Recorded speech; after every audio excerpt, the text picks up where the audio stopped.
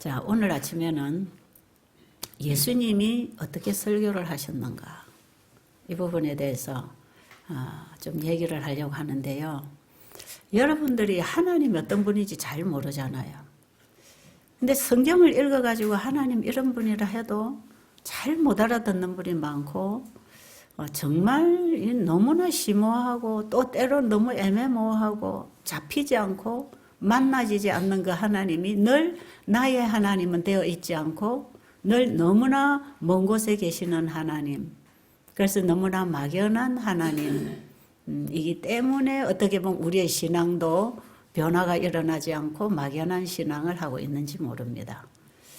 그래서 예수님께서 이 땅에 오셔서 사람들에게 영적 사물, 진리를 가르칠 때 하나님의 품성을 드러내고 하나님께 속한 진리를 얘기할 때에 예수님은 어떻게 사람들에게 그 진리를 가르쳐 주셨나? 그게 성경에 기록되어 있습니다. 마태복음 13장, 마태복음 13장에 보면 이 씨 뿌리는 비유가 나오는데 34절, 35절 한번 읽어주시면 좋겠네요. 예수께서 이 모든 것을 우리에게 비유로 말씀하시고 비유가 아니면 아무것도 말씀하지 아니하시고. 자, 예수님께서는 비유로 말씀을 하셨다고 합니다. 보이는 사물을 통해서 보이지 아니하는 영적 진리를 가르쳐 주셨대요. 왜 그렇게 했을까요? 그 다음 절 읽어보세요. 이는 선지자를 통하여 말씀하신 바 내가 입을 열어 비유로 말하고 창세부터 감추인 것들을 드러내리라 하고 이루려 하시니까. 왜 비유로 하셨느냐 하면 창세로부터 감추인 것들을 드러내기 위해서 그것을 사람에게 전달하실 때에 그 비밀을 사람들이 잘 알지 못하기 때문에 보이는 사물을 통해서 창세로부터 감추어진 그 진리의 비밀들을 가르쳐 주셨다는 거죠. 그러니까 우리는 이 보이는 사물들은 대부분 우리가 이해하고 있잖아요. 그리고 보이는 하나님의 창조물들을 연구해서 밝혀내는 분들이 과학자들입니다. 그죠? 그런데 그 과학자들은 창세로부터 감추어져 있는 하나님의 사랑의 그 비밀을 잘 알지 못하기 때문에 어떤 물질에 대한 연구는 어느 정도 되는지 모르지만 그걸 통하여 반드시 우리가 알아야 할 영적 사물에 대한 진리에 대한 이런 사실들을 우리가 배우기에는 상당히 부족한 겁니다. 그런데 예수님께서는 이런 보이는 사물을 통해서 보이지 아니하는 하나님 속에 감추어져 있는 그분의 품성, 하나님이 어떤 분이며 그분의 능력이 어디까지 미치는 것이며 그분의 창조력이 무엇을 다 만들어낼 수 있는지 그것을 예수님은 다 이 만들어 놓으신 이런 보이는 것들을 통해서 참 설명을 하셨기 때문에 우리가 그냥 성경을 보면 너무 이해가 안 되고 비현실적인 것 같고 너무나 막연하고 그랬지 않습니까? 그죠? 그런데 예수님께서 설교를 하실 때에는 사람들이 그게 무슨 말씀인지 다 알아들을 수 있었답니다. 그리고 예수님이 하시는 얘기, 그 말씀 속에는 그 말씀을 듣는 청중들이 자기에 대해서 소외감을 느낀 사람 하나도 없다는 거죠. 왜냐하면 다 그들의 생활 속에 있는 얘기, 그들이 경험해서 같이 공감할 수 있는 얘기들, 그들이 날마다 보고 생활하고 말하고 경험하는 일 속에서 만나질 수 있는 얘기를 예수님은 계속 얘기를 해줬어요. 그러니까 그들의 경험을 통해서 그들이 보는 걸로 통해서 보이는 물질을 통해서 이해할 수 있도록 진리를 가르쳤기 때문에 사람들의 마음에 그 진리의 빛이 들어가면서 변화가 일어나고 환자가 치료되는 그런 일들이 있었다는 것입니다. 자, 그러면 우리가 이 하나님을 알기 위해서 공부를 하고 있는데 이 성경을 공부하면 얼마나 어렵습니까? 그죠? 그런데 이제 예수님이 가르쳐 주신 그런 설교법으로 그런 성경 공부를 우리가 한다고 하면 이 보이는 사물을 잘 짚어서 이해해 나가면 이게 전부 영적인 세계하고 연결이 돼서 한 맥으로 이게 한 사상으로 이게 다 흘러가기 때문에 결과적으로 이 모든 보이는 사물을 통해서 우리가 하나님을 공부해 보면 한마디 나옵니다. 하나님은 사랑이시라. 그거 하나 나오게 돼 있어요. 예. 천년계와 성경은 둘 다 하나님의 사랑을 드러낸다. 성경에는 하나님의 사랑을 예수 그리스도를 통해서 드러내신 얘기들을 기록하고 있습니다. 그래서 성경에는 전체가 구약 성경에는 예수님이 오실 예언이고 신약 성경에는 오신 예수님의 얘기이기 때문에 성경 전체는 예수님에 관하여 기록해 놨어요. 그러면 하나님이 어떤 분인가를 우리와 똑같은 인간의 인성을 입고 오신 예수님을 통해서 우리가 보고 만지고 말하고 대화하고 느낄 수 있는 인간의 모양으로 하나님이 오셔서 보이지 않는 하나님을 인간을 통해서 보여주신 것도 하나의 비유입니다. 하나의 비유예요. 네. 보이는 사물을 통해서. 그래서 하나님이 어떤 분인지 예수님이 오셔서 하신 일을 보면 하나님이 어떤 분인지 알 수 있잖아요. 그죠? 그래서 성경을 통해서 예수님을 얘기하실 때 우리는 그 예수님을 구약 성경에는 성소 진리를 통해서 배웁니다. 그러면 모세를 통해서 성소를 짓게 하시고 그 성소를 통해서 우리 인간의 구원에 관한 얘기를 쫙 해주실 때 그 성소도 하나의 비유입니다. 비유. 보이는 사물을 통해서 그들이 맨날 보고 대화하고 만지고 자기들이 느낄 수 있는 이런 사물을 통해서 보이지 아니하는 하나님 속에 깊이 감추어져 있는 구속의 비밀을 우리가 깨달을 수 있도록 하나의 이 보이는 물질을 통해서 우리에게 가르쳐주는 하나의 예정이었단 말이에요. 그러니까 구약 성경에서 말하는 양을 잡아 제사 드리는 이 성소 예배, 이것은 바로 사람들이 날마다 양을 잡아서 죽이고 그 피를 가지고 성소에 들어가고 죄 용서를 받는 거고, 우리 인류의 죄를 위해서 자기의 생명을 바쳐서 그 예수님이 우리의 죄값으로 죽으시고 우리가 구원을 받는다고 하는 그 얘기를 구약 성경에는 실질적으로 제사 제도를 통해서 다 보여주셨는데, 그것도 뭐다? 그것도 하나의 비유를 통해서 우리에게 가르쳐 주시는 것이다. 그리고 그 비유로 된 실체가 예수님이 오셨지 않습니까? 그럼 예수님은 또 우리가 그림자로 구약의 양으로 이 성소 제도를 통해서 우리가 배운 구원의 도를 이제 예수님이 오셔서 직접 이제 보여주시는 거죠. 직접. 실체가 오셨단 말이에요. 그런데 예수님이 보여주시고 간 그것도 하나의 우리가 보고 배울 수 있는 어떤 보이는 사물을 통해서 영적 진리를 배울 수 있는 하나의 비유다 말이에요. 그래서 예수님의 인성은 하나님을 보여줄 수 있도록 사람에게 나타난 사람, 하나님이십니다. 그래서 우리는 예수님의 하시는 일과 그분이 하시는 말씀과 그분이 걸어가신 그 모든 길을 통해서 하나님이 어떤 분인가 배우잖아요. 그래서 예수님을 깊이 알면 그 속에서 하나님이 보입니다.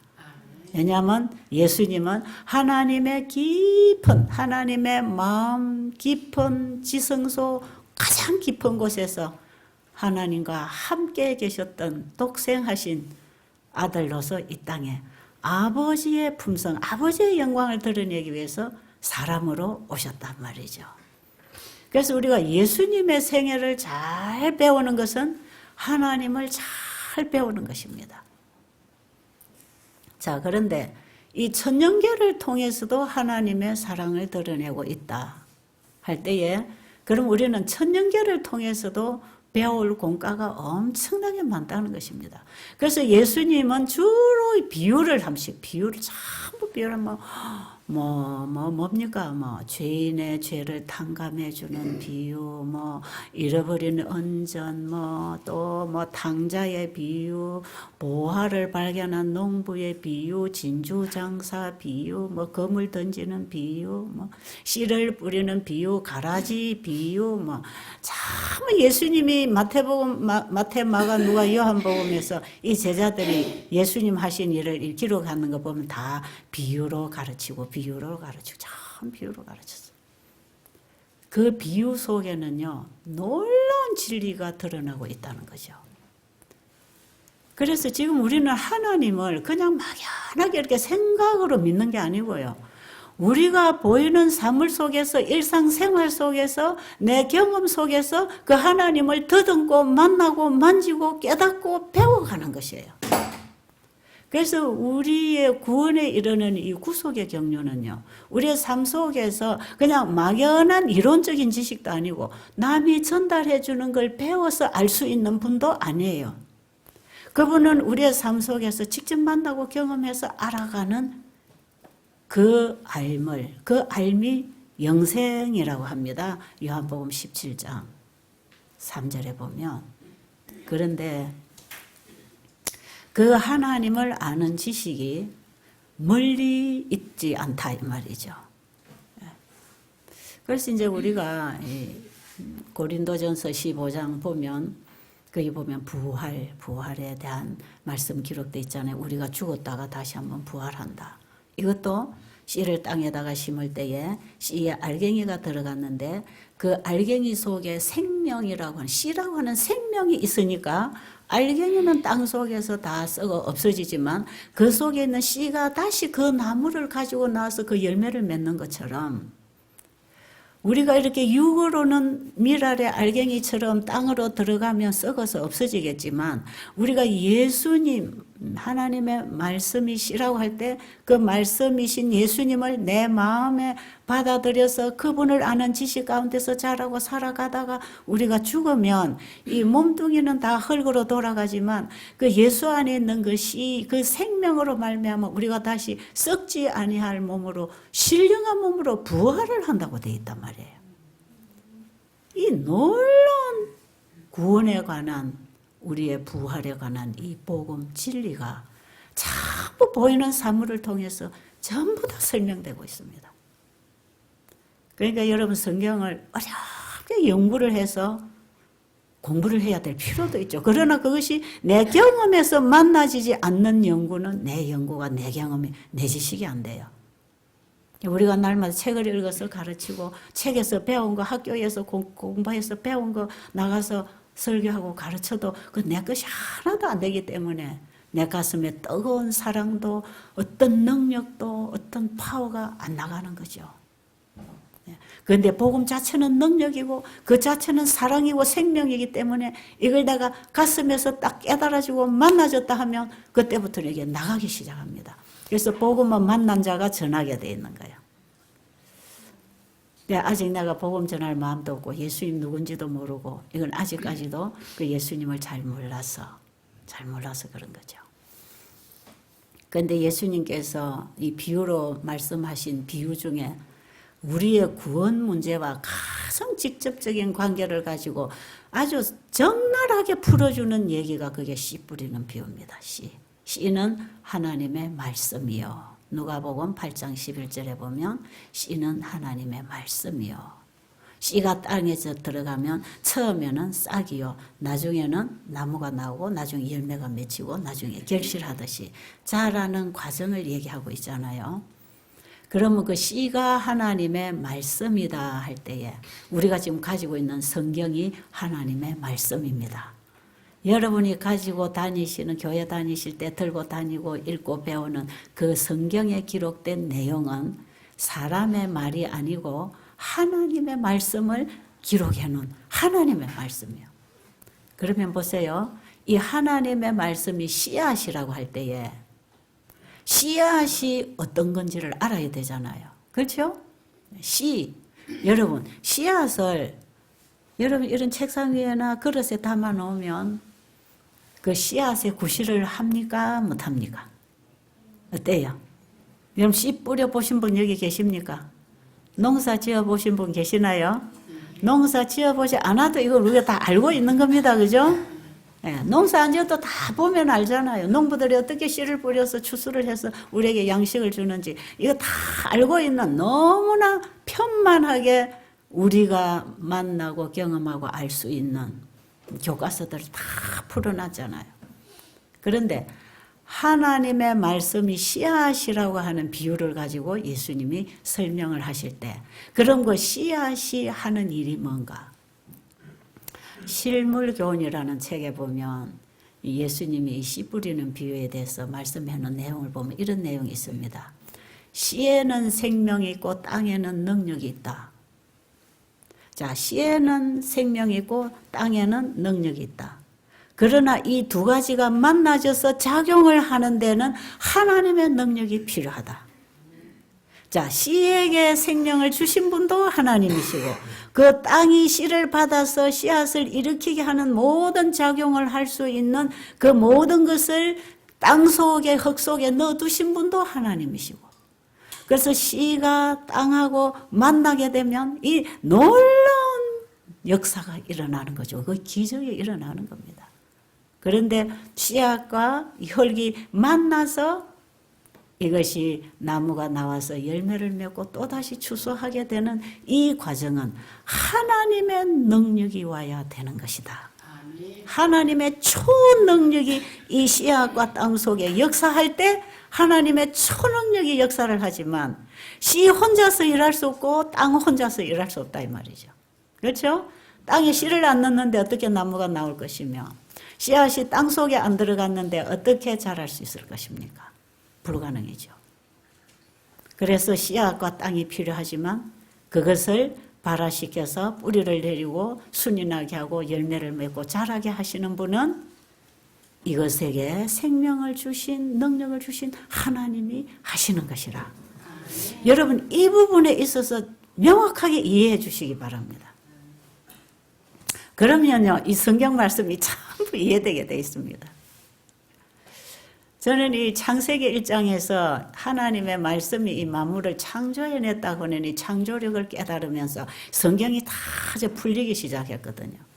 그래서 제가 처음부터 지금까지 이 하나님 말씀을 높이고 있는 이유가 거기에 능력이 있기 때문에. 지난번에 제가 그랬죠. 여러분 병이 나야 되고 사람이 변해야 되는 이런 기적을 구하지 말고 뭘 구하라 그랬죠? 예수님 그분을 구하라. 그분을 우리가 말씀에서 구하고 말씀을 받아들이면 기적은 누가 일으키십니까? 예수님 그분이 일으키십니다. 기적은 그분이 일으키는 거예요. 그런데 우리는 그분을 구하지 않고 그 진리를 구하지 않고 그분의 말씀을 듣지 않고 어떤 기적만 일어나기를 지금 기다리고 있잖아요. 우리의 삶 속에나 우리의 건강이나 우리의 품성 문제나 이 기적을 기다리고 있으면서 기적만 일어나기를 바라지 기적을 일으키는 그분을 우리가 붙잡는 믿음이 없다면 그 기적은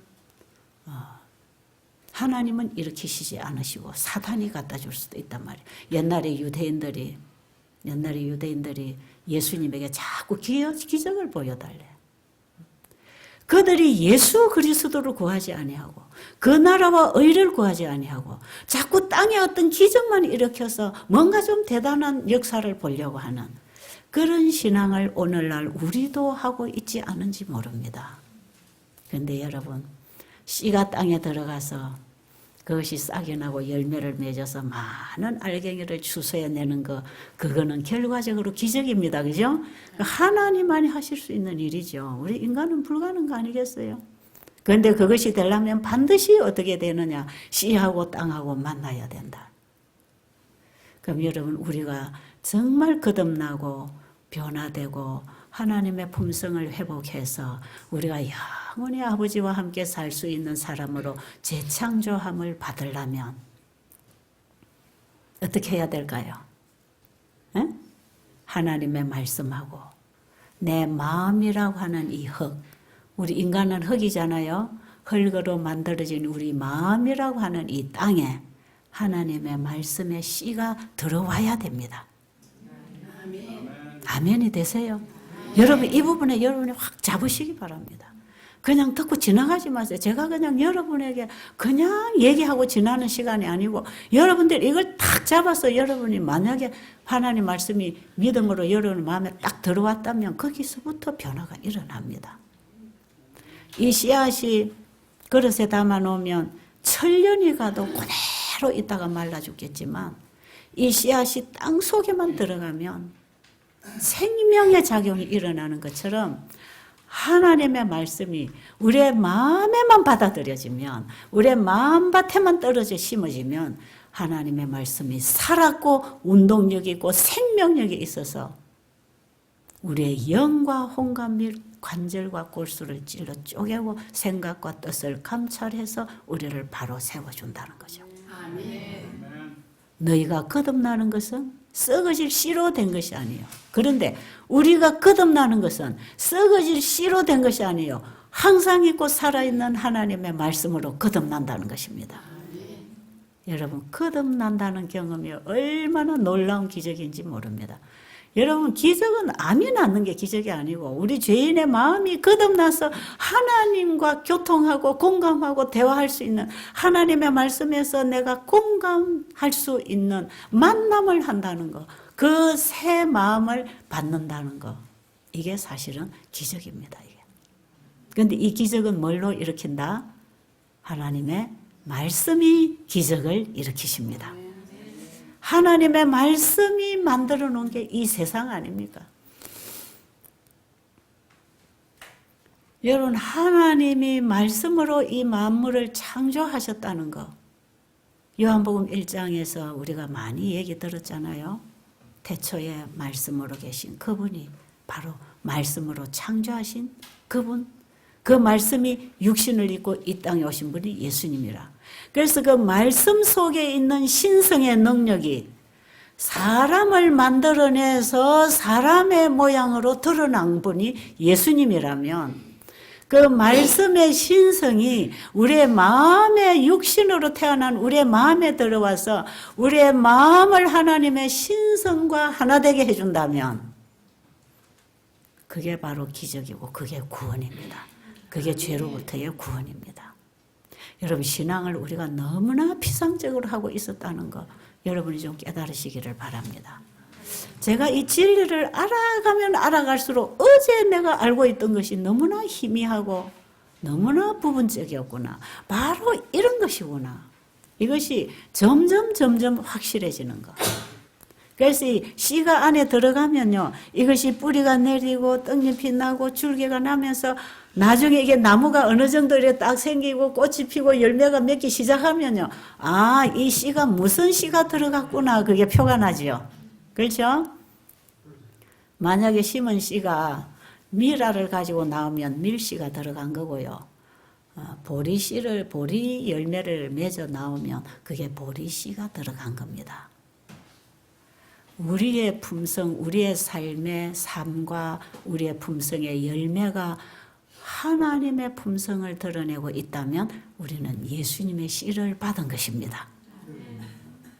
그 씨가 들어와야 그 나무가 나와서 그 열매를 맺는 거 아니겠어요? 예수님의 재림은 그 열매를 따기 위해서 오시는 거거든.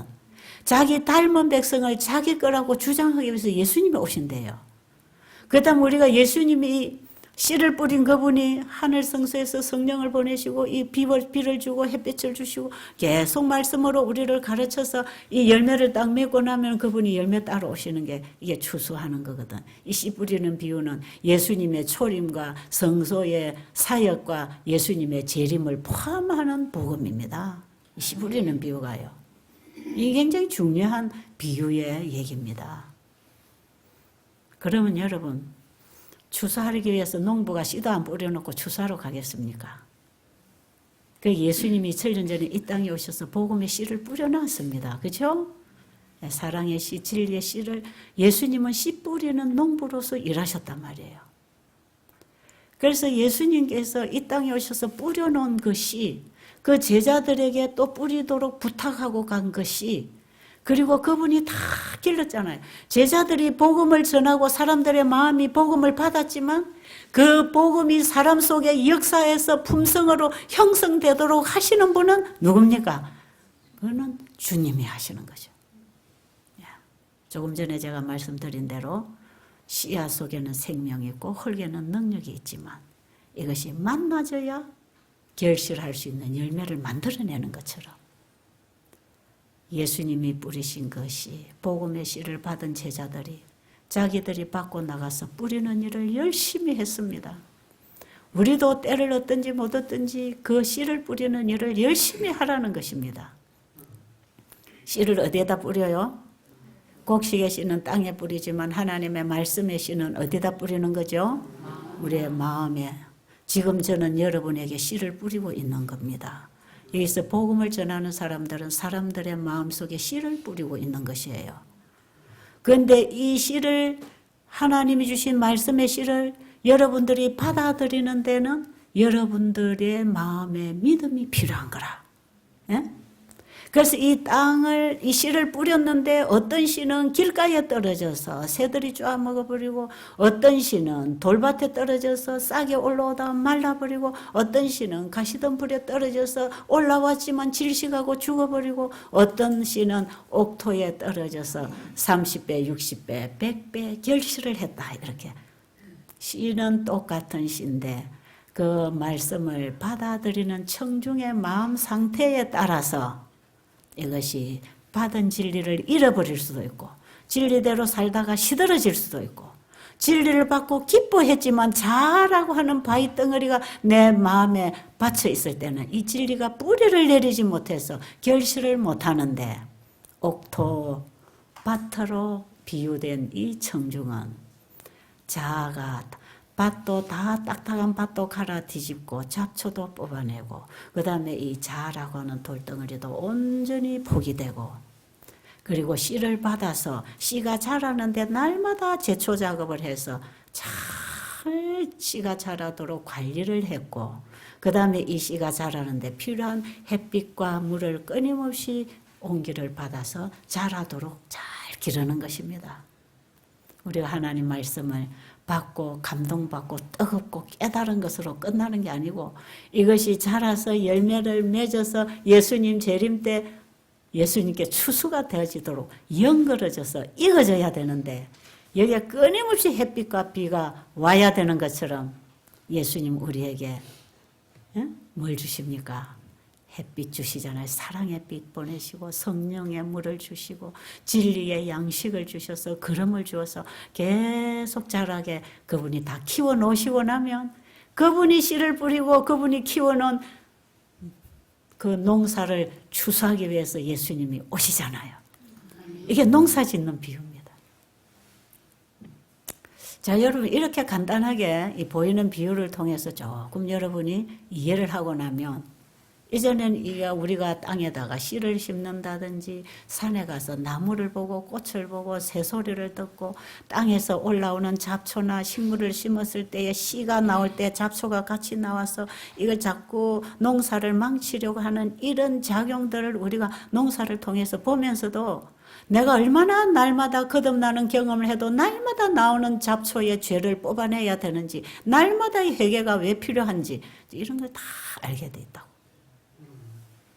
여러분 마태복음 13장에 오늘 그 씨 뿌리는 비유에 대해서 여러분 좀 읽어보시고 혹시 숙소에서 천년계에 숨겨진 진리하는 책 그거 여러분이 아마 숙소에 좀 있으면 그 1장에서부터 한 3장 4장까지 읽으면 지금 제가 하는 얘기가 아주 광범위하게 해석이 되어 있습니다. 이 놀라운 복음을 이 구속에 우리를 구원하시는 이 놀라운 진리를 전부 보이는 사물을 통해서 우리에게 알려주셨기 때문에 핑계하지 못한다고 로마서 1장 29절에 얘기합니다. 창세로부터 감추어진 하나님 속에 있는 사랑과 능력이 보이는 물질에 분명히 보여져 알려졌나니 아무도 핑계할 수 없다 그랬어요. 우리가 하나님을 없다, 모른다, 나는 몰랐어. 핑계할 필요가 없다는 거죠. 다 알도록 만들어놨어요. 여러분이 알려고만 하면 하나님께서는 알도록 가르쳐 주실 것입니다. 그분을 알려고 기도하시고 노력하시고 찾으시기 바랍니다. 그분을 알기 위해서 이것이 우리의 영원한 영생 문제에 연결된 거기 때문에 이 건강 문제 하나 해결되는 거하고는 비교할 수 없는 생명의 가치를 가지고 우리가 이걸 연구해야 됩니다. 아시겠죠? 그리고 지금 여러분들이 하나님의 말씀을 가지고 이제 먹고 지금 여기서 생활하잖아요. 하나님의 말씀이 말씀하신 음식을 먹고 하나님의 말씀이 만들어 놓은 천년계의 혜택을 받으면서 우리의 지금 몸이 회복되는 거 있잖아요. 이것도 비유입니다. 이것도. 우리가 지금 하나님의 말씀을 받아 먹고 이 말씀에서 오는 공기와 햇빛과 음식과 땅과 이 자연 속에서 하나님의 말씀을 우리가 받아 먹으니까 사람의 마음이 변하고 체질이 바뀌고 피가 깨끗해지고 혈압이 조절되고 당이 조절되고 암이 줄어들고 여러분 몸에 병이 치료되고 있는 이것도 하나의 비유다 말이에요. 비유. 그러니까 예수님이 이 땅에 오셔서 환자를 치료하신 그게 전부 다 비유입니다. 보이는 사물을 통해서 보이지 않는 사물을 전부 설명해 줬어요. 38년 된 중풍병자에게 네가 낫고자 하느냐 일어나 자리를 들고 가라. 그랬을 때 중풍병자가 예수님의 말씀을 받고 일어나려고 했더니 일어나졌다. 이런 얘기는요. 이게 하나의 중풍병자 환자 낫는 얘기로 보여줬지만 실질적으로는 우리가 하나님의 말씀을 받아 먹으면 죄에 사로잡혀 종이 되어서 중풍병자처럼 영적인 힘을 쓸 수 없었던 우리가 하나님 말씀이 들어오면 영적인 힘을 얻고 중풍병자가 걸어간 것처럼 우리는 새로운 삶, 새 생애를 살 수 있다 이 말이거든요. 그래서 성경에 치료된 얘기가 전부 이런 비유로 우리에게 가르쳐 줬기 때문에 우리가 성경에 그냥 병자 낫는 얘기 읽어라 가지고는 이거 이래 해서 믿으세요. 그러면 믿으면 병 낫습니다. 이래가지고 믿음을 그냥 강조를 해서 믿어라 믿어라 하지만 사람들의 마음에 믿음이 생기지 않는단 말이에요. 왜? 저 중풍병자는 성경에 보니까 나았는데 왜 나는 낫지 않지? 처음에는 믿고 해볼지 모르지만 믿고 해봤는데 안 나았다. 그럼 이제 안 믿어지는 거죠. 그런데 그 말씀이 어떻게 우리의 마음에 들어와서 내 마음에서부터 회복을 하고 재창조를 해서 내 삶을 건강한 삶으로 바꿔 나갈 때 이 몸이 회복되고 일어나는 구체적인 진리를 씨를 뿌려서 자라는 이런 신앙을 통해서 가르쳐주지 않으면 이런 게 전부 나하고는 상관없는 일이 돼 있는 겁니다. 성경이다. 그래서 성경에 일어난 기적들이 전혀 나하고 상관없는 얘기로 우리가 지금까지 그렇게 성경을 보아왔잖아요. 근데 그게 우리하고 상관없는 얘기가 아닌데 우리가 그걸 몰랐기 때문에 너무나 막연했고 이론적으로만 배웠기 때문에 우리가 우리에게 경험이 안 된 것이에요. 여러분 오늘 씨와 땅이 만나서 하나님의 능력에 의해서 나무가 자라서 열매 맺는 이 얘기 잊어버리지 마시기 바랍니다. 이게 우리가 구원받는 길입니다. 이게. 그래서 이 복음은 아주 구체적입니다. 아주 구체적이고 논리정연하고 이것이 우리가 경험하는 데서 다 만나지도록 되어 있는 거기 때문에 하나님의 말씀이 현실로 연결되어 있다 이 말이에요. 성경에 기록된 하나님의 말씀이 우리가 보는 사물 속에 다 있는 것처럼 성경에 기록된 말씀이 우리의 마음에 들어오면 우리의 마음에 일어나는 변화를 통해서 사람이 신앙을 경험하게 되어 있단 말이에요. 그래서 하나님을 배울 수 있는 성경을 엘렌 G 화이트 여사는 3개가 있다고 얘기합니다. 하나님을 배우고 바로 우리가 신앙의 길을 가도록 하나님을 배울 수 있는 성경. 첫째는 우리가 가지고 있는 기록된 성경. 둘째는 펼쳐놓은 천년계의 성경. 세 번째는 그 생명을 주신 말씀이 내 마음에 들어오면 내 마음에 하나님이 새겨놓으신 그 능력과 만나서 그 말씀의 경험을 하도록 역사하시는 그분의 능력을 경험한 경험의 책을 가지고 복음을 전하게 되어 있단 말이에요. 그래서 하늘에 속한 진리를 가르치는 데 있어서 반드시 3개의 성경이 필요하다는 것입니다. 여러분이 들고 있는 성경책 하나 가지고는 여러분 자신도 이해 못하는 것을 사람들에게 이해할 수 없도록 가르치고 있기 때문에 하나님이 매력 없는 분으로 죽어 있는 분으로 아무 능력이 없는 분으로 우리가 알고 있기 때문에 입으로는 믿습니다 하지만 우리 마음에서는 자기를 믿고 세상 물질을 믿고 있다 이 말이에요. 그래서 복음을 전할 때 반드시 세 가지 성경을 가지고 전해야 돼요. 예수님은 말씀이 육신이신 분이기 때문에 그 말씀을 다 아시는 분이에요. 그분은 자기 씨를 뿌렸다 그러잖아요. 자기가 아는 진리의 씨를 뿌렸다 이 말이에요. 그런데 우리도 그 말씀을 내 마음에 받아들이면, 예수님을 말씀을 통해서 내 마음에 받아들이면 이것이 내 것이 되잖아요. 내 경험이 되잖아요. 이 경험의 책하고 그 다음에 성경에 기록된 책하고 천년계를 통해서 펼쳐진 책을 만나서 얘기를 하고 풀어나가면 이게 하나의 얘기를 하는 거예요. 그래서 경험과 천년계를 통해서 풀어놓은 진리나 성경을 통해서 풀어놓은 진리가 전부 내 경험하고 만나졌을 때 이것이 이제 내 복음이 되어서 자기 씨를 뿌리게 돼 있는 거죠. 농부는 자기 씨를 뿌리라 그랬어요. 남의 씨를 빌려다 뿌리지 말고 자기가 추수해서 길러는 그걸 갖다 뿌리라는 거예요.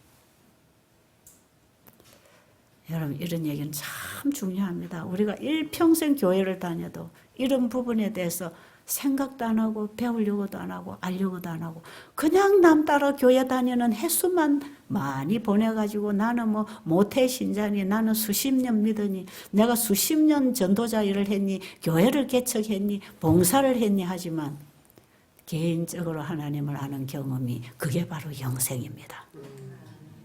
그렇지 않으면 영생 못 얻어요. 영생은 곧 유일하신 참 하나님과 그의 보내신 자 예수 그리스도를 아는 것이라. 그 알미, 그게 경험하는 알미입니다. 하나님은 경험으로 알아야지 이론으로 알 수 없는 분이에요. 그래서 하나님이 너무 애매모호해서 온갖 오류와 이설과 모조복음들이 나오고 있는 것이에요.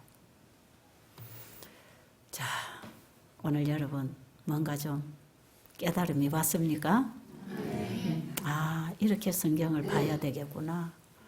기록된 성경만 봐가지고는 뭔지 모르겠는데, 아, 예수님은 이 보이는 사물하고 보이지 않은 진리를 다 연결시키셨구나. 이걸 여러분이 아시고, 그래서 우리가 이 세 가지의 성경을 가지면 진리의 보화를 꺼내서 전하는 일꾼들에게 전하지 못할 진리가 없다고 하는 것이에요. 실물교훈에 그게 다 기록되어 있습니다. 저는 이 말씀들을 가만히 보면서 내가 하나하나 경험을 하면서 짚으면서 글자를 이해를 하면서 또 그걸 가르치면서 지금까지 이걸 나오다 보니까요. 야, 이 말씀이 진짜 현실이네. 와, 이런 진리를 사람들은 맛도 못 보고 수박 끄달기. 딱 적절한 표현입니다. 수박 끄달기. 경험 안 한 성경 진리는요, 전부 이게 수박 끄달기. 수박은 수박인데 맛은 몰라. 수박은 이해하고 있는데 그 수박이 주는 영양소를 받아먹지 못해서 시원한 것도 힘이 나는 것도 경험을 못하는 거죠. 수박을 잘라서 먹어보면 얼마나 시원하고 힘이 쭉 납니까? 그죠? 기분이 얼마나 좋습니까? 하나님 말씀을 먹으면 그런 맛을 본다 이 말이에요. 그런 경험을 하면서 사람이 자꾸 변하면서 하나님의 진리에 대해서 지식이 점점 증가됩니다. 점점 하나님을 깊이 알아가죠. 그게 영적으로 자라는 경험입니다. 자, 오늘 여기까지만 하고요. 여러분 이런 부분에 아직 경험을 못하신 분들은 오늘 좀 고민하시고 그 부분에 깊이 좀 기도하면서 경험하는 신앙으로 들어가시기를 간절히 바랍니다.